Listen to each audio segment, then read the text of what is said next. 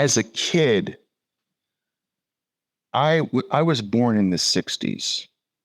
And in the 60s, I was too young to truly experience this, but I still sort of felt the movement in the 70s. In the 60s, there was this race going on between the United States and Russia who was going to conquer outer space first.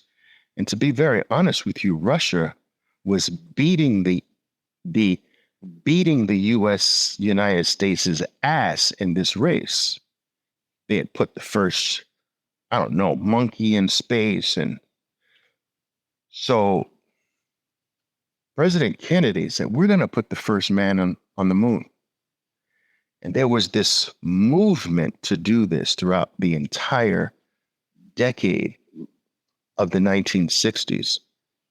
And it was exhilarating from the things that I've read. It was exciting. It brought the whole country together in a competitive way. And whether you believe that the moon landing is real or not is beside the point. My point is that this created this fascination with a brand new frontier.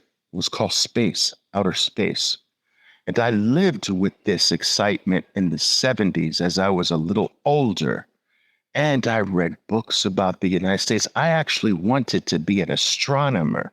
This was the first thing I remember ever wanting to be in my life. Not a fireman, not a policeman, but an astronomer, because the atmosphere was charged with this fascination about a new frontier called outer space.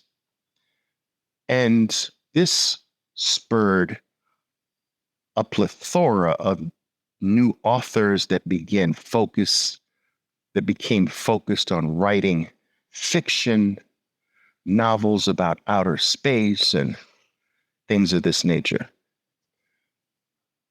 Little did we know that we were actually going to start conquering a different space first, a space called cyberspace. And it is this cyberspace, not the outer space, but it's the cyberspace that came first. We discovered outer space first, but our lives began being sucked not into outer space first. Our lives have been being sucked into cyberspace.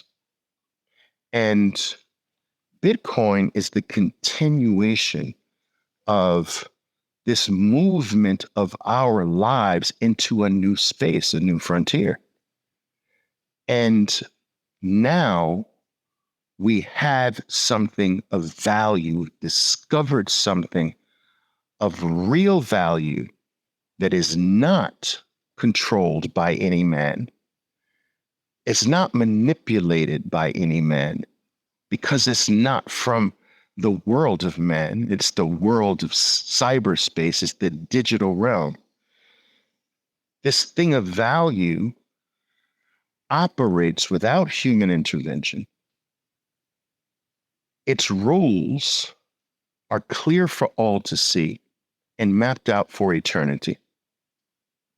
And it's absolutely mathematically provable to every human being that it is scarce and finite. This is not a guess. This is not a speculation.